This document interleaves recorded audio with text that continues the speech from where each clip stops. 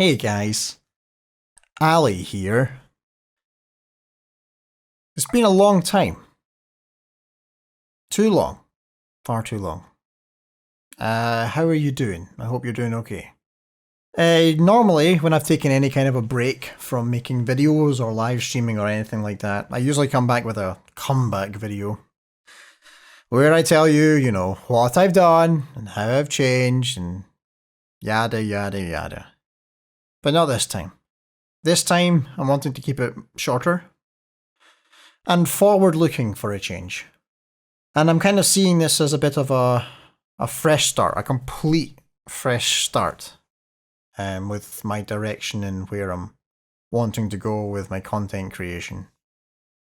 And over the time that I have been away, I've been working as best I can at trying to become a better communicator, a more effective communicator.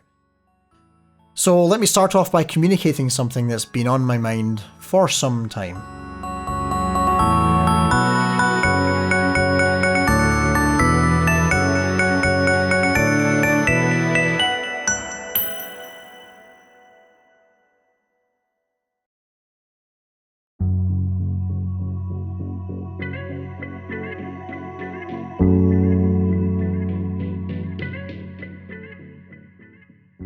While I've been away, the world's kind of fallen apart a little bit, hasn't it? And while it's great to obviously see more and more critical minds coming into the fray on a variety of different topics for the time, I am disheartened by the lack of courage to actually dig deep and propose true long-term solutions to the world's biggest yet avoidable problems. This, of course, is not new news. That's really hard to say. New. God damn it. It goes back decades. Centuries even in some cases. Today though, we live in a world where the appearance of things matters more than the reality, causing so few people to actually look below the metaphorical surface of a problem and find out what it is they really need to know, almost in fear of what they'll find out, as they may be morally or socially obligated to actually do something about it. Speaking specifically of gaming though, 2020 was like any other year. Sure, people were working from home and deadlines were missed, blah blah blah, but the same predatory, aggressive and power-hungry mentality still do what predatory, aggressive and power-hungry mentalities have always done. Overworked staff, sexual abuse and or exploitation, double-speaking PR departments, hype trains built up so much that they inevitably derail themselves when it's showtime. All of these things seem to be more secondary than ever to quarterly profits and happy shareholders. 2 words for you guys.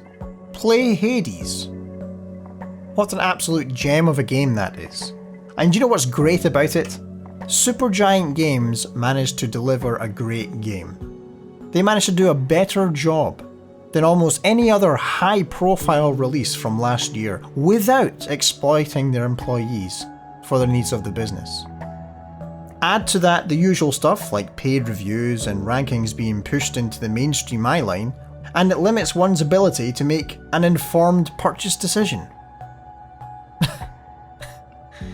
Jesus. Informed purchase decision. That almost seems utopian, a concept at this point, in the bought and paid for, heavily manipulated perception of the gaming industry that we see today. And the question that I have about this, and I've had this question for a decade now I think, is how can anyone still have any kind of trust or faith in these companies to forget buying their stuff? What about pre-ordering? Essentially giving a company money before you have any sort of tangible details on the project whatsoever, whilst at the same time completely ignoring, disregarding the documented cases of abuse that go on behind the closed doors of these studios. The cognitive dissonance at play when feeding money to these titans of exploitation, while by some miracle remaining guilt-free, is beyond even my imagination. Succumbing to the shiny trailers or peer pressure of your hype-addicted gaming buddies is one surefire way to get a broken game on day one and looking like a complete mug. Instead, shouldn't we be taking a moment to consider the supply chain that creates these products and services, as well as the moral complexities within them, before we decide to slap down some cash to support a studio? I mean, this has been going on for a long time now, and we know by this point that the ends do not always justify the means in the gaming industry, and rewarding the wrong interests within this industry is very destructive in the long term to this hobby that we all love. Buying a game that you know to have grown from the seeds of shameful business decisions and poor project management, essentially forcing the complete exhaustion of creative hearts and minds, should set off alarm bells in anyone's head. These are the same creative people, by the way, that somehow see less than a fraction of the compensation they actually deserve. Meanwhile, the figureheads, whose knowledge of any given project could fit probably onto a single post-it note, receive hugely disproportionate bonuses for using, abusing, and then firing their workforce to make the books look good. It takes a lot of energy, not to mention doublethink, to have all of that mean absolutely nothing when you're considering to put down your hard-earned cash to support a developer. The biggest AAA game studios and publishers today are literally being rewarded for not delivering on their word, whilst carrying out human rights abuses. I'll put it this way: if you're willing to do business with such heathens at the expense of the well-being of the developers that you love so much, that says a lot more about you than you care to admit exists. A lot. But that's not why I'm here. At least not today. I think I'm here to address some of that stuff for sure, and I will, but I'm also here to kind of show you alternatives so that you can more easily avoid the cash traps that are created at the expense of the well-being of people who genuinely love their craft, but sadly are stuck under the thumb of gluttonous corporate executives. For the past 12 years, or more, I have been very eager to learn how everything works, both in the real world and within the world of video games. And for the most part, especially in the real world side of that, it has been very beneficial to me. If at times it does make me feel a little bit detached from everybody else's reality that they live in. But in the world of video games, I don't think it's been so much of a benefit for me. The more and more I've looked into it over the years, the more I've found the exact same traits that any predatory industry eventually acquires in order to enrich themselves unfairly at the expense of livelihoods. Sadly, the story for this kind of thing is always the same. Creative minds and fantastic examples of human ingenuity leading to success, followed very quickly by greed and gluttony with the goal of ultimate domination. The latter of which shouldn't even exist in a creative industry, and the only thing it really does, at least from my perspective, is limit genuine expression. So I guess that's why I'm here. I guess I'm kind of wanting to shine a light on the genuine expression within the gaming industry. Did I mention Hades already? I forget. On a more personal level though, for a very long time I had very much missed that sensation that you get when you see something, or maybe hear something, or feel something that you never saw coming, and it completely just captures you. When it happens, you can never quite explain why, but you also don't care. It just is.